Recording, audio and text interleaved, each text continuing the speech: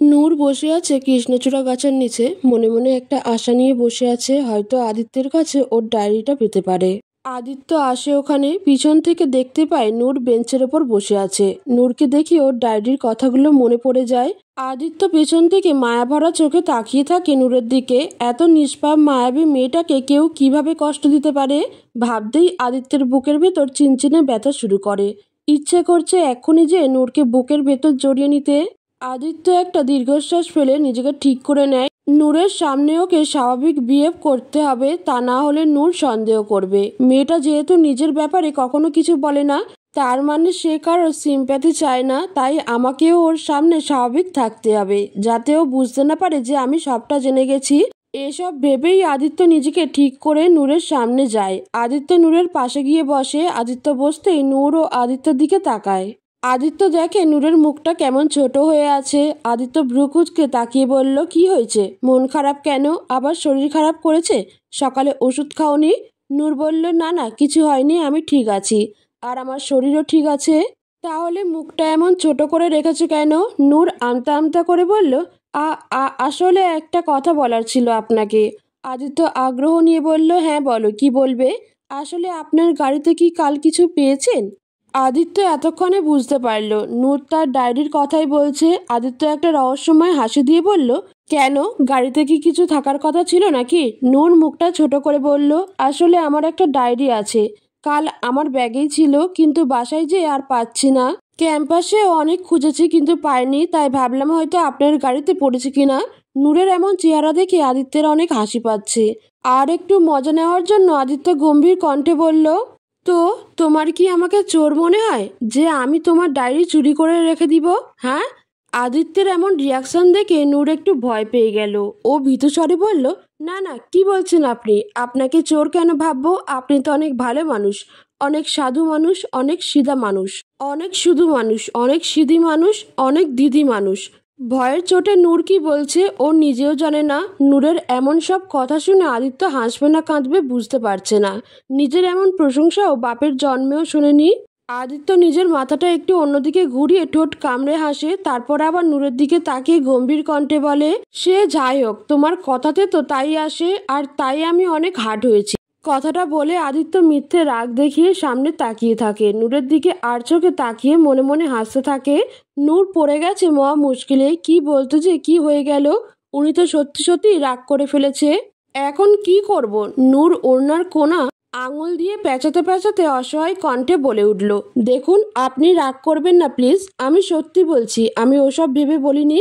আমি তো শুধু বলতে চেয়েছিলাম যে হয়তো কাল ভুলবশত আমার ব্যাগ থেকে ডায়েরিটা আপনার গাড়িতে পড়েছে, তাই আপনাকে জিজ্ঞেস করেছিলাম আপনি পেয়েছেন কিনা, আর কিছুই না। আদিত্যর পেট ফেটে হাসি পাচ্ছে নূরের এমন অবস্থা দেখে। কোনো রকমের গম্ভীরতা বজায় রেখে আদিত্য বলল, ঠিক আছে, তুমি যখন এত করে বলছো আমি মেনে নিলাম তোমার কথা। আর হ্যাঁ, তোমার ডায়েরি আমি গাড়িতে পেয়েছি। ভেবেছিলাম কার না কার হবে, তাই ফেলে দিতে চেয়েছিলাম। আদিত্যের কথা শুনে নূরের এখন কান্না করে দেওয়ার মতো অবস্থা। আদিত্য বুঝতে পেরে বলল, চিন্তা করো না, ফেলিনি, গাড়ির ভিতরেই রেখে দিয়েছি। খুব খুশিতে আত্মহারা হয়ে বলল, সত্যি? আপনি সত্যিই অনেক ভালো, একদম এত এত এতগুলো ভালো। নিজের দুই হাত দুই দিকে ছড়িয়ে পরিমাপ দেখিয়ে কথাগুলো বলল নূর। আদিত্য মুগ্ধ নয়নে চেয়ে আছে নূরের দিকে। নূরের খুশি দেখে ওর মনটাও ভালো হয়ে যায়। সামান্য একটা ডায়েরির জন্য কত খুশি মেয়েটা। নূর খুশি মনে বলল, তাহলে চলুন ডায়েরিটা নিয়ে নেই আমি। আদিত্য গলা খাকড়ি দিয়ে বলল, দিব, আগে তোমার কাজটা করে ফেলো তারপর। নূর লজ্জা পেয়ে মাথা নিচু করে ফেললো, তারপর মাথা ঝাঁকিয়ে হ্যাঁ বুঝালো। আদিত্য চোখ বন্ধ করতেই নূর এসে চুমু দিয়ে দিল, তারপর রোজকার মতো ওখান থেকে চলে গেল। কিন্তু আজ আর একেবারে বাসায় গেল না, মাঠের এক পাশে এসে দাঁড়িয়ে রইল আদিত্যের কাছে থেকে যে ওর ডায়েরিটা নিতে হবে তাই জন্য। আদিত্য বেরিয়ে এসে ওর গাড়ির দিকে এগুলো। নূর দেখতে পেয়ে সেও আদিত্যের পিছে পিছে গেল। আদিত্য গাড়ির কাছে এসে লক খুলতেই নূর ওর পিছনে এসে দাঁড়ালো। আদিত্য পিছনে ফিরে নূরের তাকাতেই নূর মাথা নিচু করে আমতা আমতা করে বলল, আমার ডায়েরিটা। আদিত্য বাঁকা হেসে গাড়ির ড্রাইভিং সিটে যেয়ে বসলো, তারপর পাশের সিটের দরজাটা খুলে বলল, গাড়িতে বসো। নূর চমকে তাকালো আদিত্যের দিকে, তারপর বলল, গাড়িতে বসার কি দরকার, আপনি এখানেই দিয়ে দিন না। আদিত্য নূরের দিকে তাকিয়ে বলল, ডায়েরি চাই কি চাই না? নূর দ্রুত মাথা ঝাঁকিয়ে বলল, হ্যাঁ হ্যাঁ চাই তো। তাহলে গাড়িতে এসে বসো। নূর আর কোনো উপায় না পেয়ে গাড়িতে যেয়ে বসলো। নূর গাড়িতে বসার সাথে সাথেই আদিত্য গাড়ি স্টার্ট করে বেরিয়ে গেল। নূর ঘাবড়ে যেয়ে আদিত্যের দিকে তাকিয়ে তাড়াহুড়ো করে বলল, আরে আরে কোথায় নিয়ে যাচ্ছেন? আমি তো শুধু ডায়েরি নিতে এসেছিলাম, ডায়েরিটা নিয়ে আমি বাসায় চলে যাব, প্লিজ গাড়ি থামান। আদিত্য নূরের দিকে না তাকিয়েই সামনের দিকে তাকিয়ে থেকে বলল, ডায়েরি নিতে চাইলে আগে আমি যেটা বলবো সেটা মানতে হবে, না হলে পাবে না। এখন তুমি বলো তুমি কি করবে? আদিত্যের কথা শুনে নূর একটু ঘাবড়ে গেল। ভাবছে ডায়েরির জন্য এখন আবার কি করতে হবে কে জানে, আবার কি নতুন কোনো শাস্তি দেবে নাকি। কিন্তু ডায়েরিটা তো আমার চাই, এখন কি করব? এমন কেন উনি? ধ্যাত, উনাকে যতটা ভালো ভেবেছিলাম ততটা ভালো না উনি। তিনটা এত থেকে একটা এত বাদ। হুহ। নূরের ভাবনার মাঝেই আদিত্য বলে উঠল, কি ভাবছো? ডায়েরি কি চাই না তোমার? না চাইলে সমস্যা নেই, আমি বাসায় যেয়ে ওটা ডাস্টবিনে ফেলে দিব, কেমন? নূর তড়িৎ গতিতে বলে উঠল, না না আমি চাই তো, প্লিজ দিয়ে দিন আমাকে। তাহলে আগে বলো আমার শর্তে রাজি কি না। নূর আর কোনো উপায় না পেয়ে মাথা ঝাঁকিয়ে হ্যাঁ বুঝালো, তারপর গাল ফুলিয়ে জানলার দিকে তাকিয়ে বসে রইল। আদিত্যের উপর একটু অভিমান হলো নূরের। আদিত্য নূরের এমন মুখ ফোলানো দেখে মিটমিটিয়ে হাসছে। হঠাৎ গাড়ি ব্রেক করায় নূর ভ্রু কুঁচকে আদিত্যের দিকে তাকিয়ে বলে, কি হয়েছে, এখানে গাড়ি থামালেন কেন? আদিত্য বলল, আগে নামো তারপর বলছি। নূর নেমে দাঁড়ালো, সামনে তাকিয়ে দেখলো অনেক বড় একটা রেস্টুরেন্ট। আদিত্যকে জিজ্ঞাসা করলো, এটা তো রেস্টুরেন্ট, এখানে কি করব আমরা? আদিত্য বলল, ক্রিকেট খেলবো। নূর থতমত খেয়ে বলল, মানে কি বলছেন আপনি? রেস্টুরেন্টে কেউ ক্রিকেট খেলে নাকি? জানোই যখন তখন ফালতু প্রশ্ন করছো কেন? বেশি কথা না বলে আমার সাথে চলো। বলেই আদিত্য নূরের হাত ধরে রেস্টুরেন্টের ভেতর নিয়ে গেল। ভেতরে যে একটা টেবিল বুক করে বসে পড়লো। আদিত্য আর নূর দুজন সামনাসামনি হয়ে বসলো। নূর নম্র সুরে বলল, দেখুন আমার বাসায় যেতে দেরি হলে সমস্যা হবে, আমাকে কি করতে হবে সেটা বলুন, যাতে আমি আমার ডায়েরিটা নিয়ে বাসায় যেতে পারি। আপাতত আমার ক্ষুধা লেগেছে, আর তুমি তো জানোই আমার একা একা খেতে ভালো লাগে না, তাই তুমিও আমার সাথে খাবে। মনে করো এটাও একটা শর্ত, বুঝতে পেরেছো? আর হ্যাঁ, চিন্তা করো না, বাসায় টাইম মতো পৌঁছে দিব আমি। নূর একটু অবাক হলো, এটা আবার কেমন শর্ত? তারপর মাথা ঝাঁকিয়ে বলল, নূর চারিদিকে ঘুরে ঘুরে দেখছে, এর আগে কখনো এত বড় রেস্টুরেন্টে আসেনি নূর। ওরা যে টেবিলে বসেছে সেটা কাঁচের দেয়ালের পাশে, তাই নিচের সবকিছু দেখা যাচ্ছে। নূরের ভালোই লাগছে জায়গাটা। একটু পরেই একটা ওয়েটার খাবারের অর্ডার নিতে আসলো। আদিত্য নূরকে জিজ্ঞেস করলো, কি খাবে তুমি? নূর এতক্ষণ নিচের মানুষ দেখায় ব্যস্ত ছিল। আদিত্যর কথায় নূর সামনের দিকে তাকালো, তারপর বলল, আপনার যেটা ভালো লাগে সেটাই অর্ডার করুন। আদিত্য ভ্রুকুচকে বলল, এটা আবার কেমন কথা? আমার পছন্দ আর তোমার পছন্দ তো আর এক না, তুমি যেটা খেতে পছন্দ করো সেটা অর্ডার করো। নূর মাথা নাড়িয়ে নিজের জন্য খাবারের অর্ডার দিল। একটু পরেই সব খাবার চলে এলো। আদিত্য নূরের প্লেটে খাবার সার্ভ করে দিল। নূর সৌজন্যমূলক হাসি দিয়ে খাওয়া শুরু করলো। আসলে নূর না বললেও ক্ষুধা ওর লেগেছে খুব। রোজকার মতো আজ সকালে না খেয়েই এসেছে ও। এত বেলা হয়ে গেছে, ক্ষুধা তো লাগারই কথা। তাই আর কিছু না ভেবে খাওয়া শুরু করলো নূর। আদিত্য খাচ্ছে কম, নূরকে বেশি দেখছে। শুধুমাত্র নূরকে খাওয়ানোর জন্যই এতক্ষণ যাবৎ এসব করছে আদিত্য। এখন নূরকে খেতে দেখে ওর শান্তি লাগছে। খাওয়া দাওয়া শেষে ওরা বেরিয়ে আসে। গাড়িতে বসে নূর বলে, এখন বলুন আমার ডায়েরিটা পেতে আর কি করতে হবে? আদিত্য গাড়ি চালাতে চালাতে বলল, শোনো তাহলে, আমার প্রথম শর্ত হলো আমি এখন থেকে রোজ তোমাকে বাসা থেকে ক্যাম্পাসে নিয়ে আসবো আর দিয়ে আসবো। আর দ্বিতীয় শর্ত হলো তোমাকে রোজ আমার সাথে খাবার খেতে হবে। বলে রাজি? নূর অবাক আর বিস্ময় নিয়ে চেয়ে রইল আদিত্যের দিকে। ও ভেবে পাচ্ছে এটা শর্ত নাকি কেয়ার। এসব করে ওনার কি লাভ, আর কেনই বা করছে এসব? নূর জিজ্ঞেস করলো, এসব করে আপনার কি লাভ? আদিত্য গম্ভীর কণ্ঠে বলল, no question allowed, only yes or no.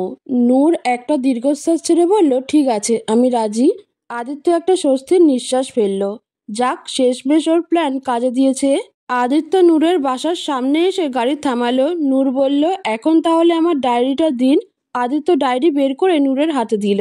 নূর ডায়েরিটা পেয়ে একটা স্বস্তির হাসি দিল। তারপর মুচকি হেসে আদিত্যকে বলল, বাই, আজ তাহলে আসি। আদিত্য বলল, ঠিক আছে, কাল সকালে আমি এখানেই ওয়েট করব, সময় মতো চলে এসো।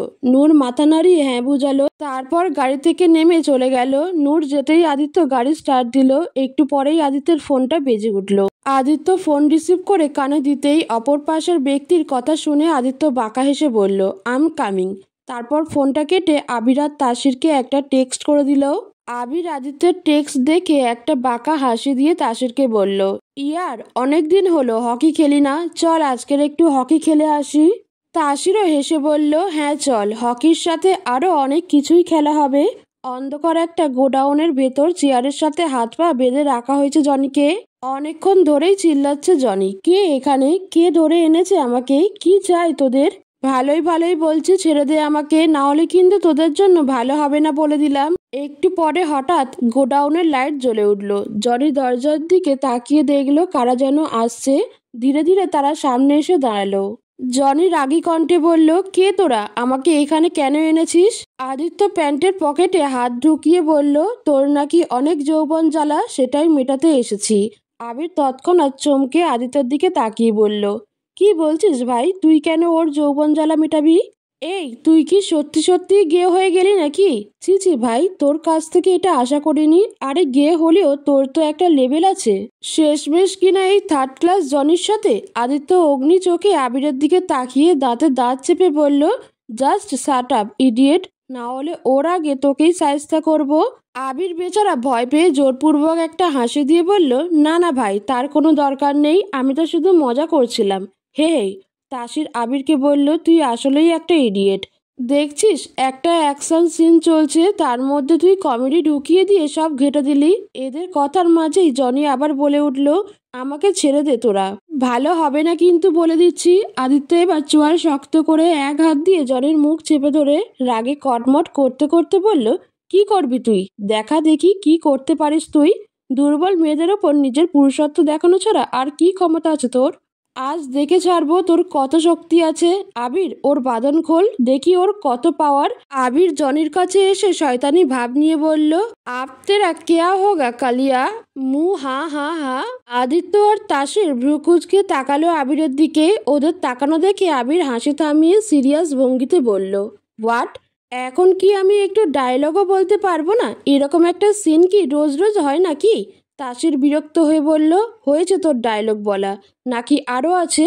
আবির ক্যাবলা হাসি দিয়ে বলল, দোস্ত আর মাত্র একটা বলবো, প্লিজ প্লিজ। ঠিক আছে, বক তোর ডায়লগ। আবির আবারও জনির দিকে তাকিয়ে ভাব নিয়ে বলল, চিতে কি চাল, বাজ কি নজর, और আবির কি মারবে কবি সন্দেহ নেই করতে। আদিত্য এদের কাণ্ড দেখে চরম বিরক্ত, ইচ্ছে করছে আগে এদেরকে পেটাতে। রাগে স্বরে বলল, এখন তোর ফালতু কথা বলা বন্ধ হলে ওর বাঁধনটা খোল। আবির জনির বাঁধন খুলে দিল। আদিত্য জনিকে বলল, তো দেখা তোর পাওয়ার। জনির তো ভয়ে কাঁপুনি উঠে গেছে। এতক্ষণ এত কথা বললেও এখন সব ফুস হয়ে গেছে, কারণ ও আদিত্যকে চিনতে পেরেছে আর আদিত্যের পাওয়ার সম্পর্কে ওর ভালোই ধারণা আছে। এখানে ওকে মেরে গুম করে ফেললেও কেউ জানবে না। জানি ভয়ে ভয়ে বলল, ভাই আমার অপরাধটা কি? আমি তো আপনার কোনো ক্ষতি করি নাই, আমারে ছেড়ে দেন প্লিজ। আদিত্যর এবার নূরের লেখা কথাগুলো মনে পড়ে যায়। রাগে কপালের রগ ফুলে ওঠে। শরীরের সমস্ত শক্তি দিয়ে জনির নাক বরাবর একটা ঘুষি মারে। ঘুষিকে জনি ছিটকে নিচু হয়ে পড়ে যায়। সাথে সাথে ওর নাক দিয়ে রক্ত বেরিয়ে আসে। আদিত্য আবারও জনির কলার ধরে টেনে তুলে এলো পাতারি মারতে মারতে বলতে থাকে, কি করেছিস তুই জানিস না তাই না? মেয়েদের দেখলেই তোর ভোগের বস্তু মনে হয় তাই না? আজ তোর এমন অবস্থা করব যে কোনো মেয়ের ছবি দেখলেও ভয়ে পালাবি। আদিত্যর মনে পড়ে ওর জন্য নূরের হাতের কি অবস্থা হয়েছিল। ওটা মনে পড়তেই আদিত্যের রাগ আরো বেড়ে যায়। আদিত্য জনির হাতটা নিচে ফেলে নিজের পায়ের বুট দিয়ে পিষতে থাকে। জনি জোরে আর্তনাদ করতে থাকে। একসময় নিস্তেজ হয়ে অজ্ঞান হয়ে যায় জনি। আদিত্য তাও থামে না, মারতেই থাকে। ওর মাথায় যেন রক্ত উঠে গেছে। তাসির আর আবির দুজনেই আদিত্যের অবস্থা দেখে ভয় পেয়ে যায়। ওকে এত রাগ দে আগে কখনোই দেখেনি ওরা। আদিত্যকে এখন না থামালে জনি নির্ঘাত মরে যাবে। তাই আবির আর তাসির দৌড়ে যেয়ে আদিত্যকে জড়িয়ে ধরে ঠেকানোর চেষ্টা করলো। তাসির বলল, বাস করিয়ার, ও মরে যাবে তো। আদিত্য বলল, মরুক, ওর মতো কিটকে মরে যাওয়াই উচিত। আবির বলল, ভাই এমনিতেও ওর যে অবস্থা হয়েছে আর কখনো উঠতে পারবে কিনা সন্দেহ, এখন ছেড়ে দে ওকে। দুজন মিলে কোনো রকম আদিত্যকে ঠেকালো। আদিত্য একটু শান্ত হয়ে ওর লোকগুলোকে ডাক দিল। ওরা আসতেই আদিত্য বলল, ওকে হসপিটালে ফেলে এসো। লোকগুলো মাথা ঝাঁকিয়ে বলল, জি স্যার। তারপর ওরা তিনজনে বেরিয়ে গেল।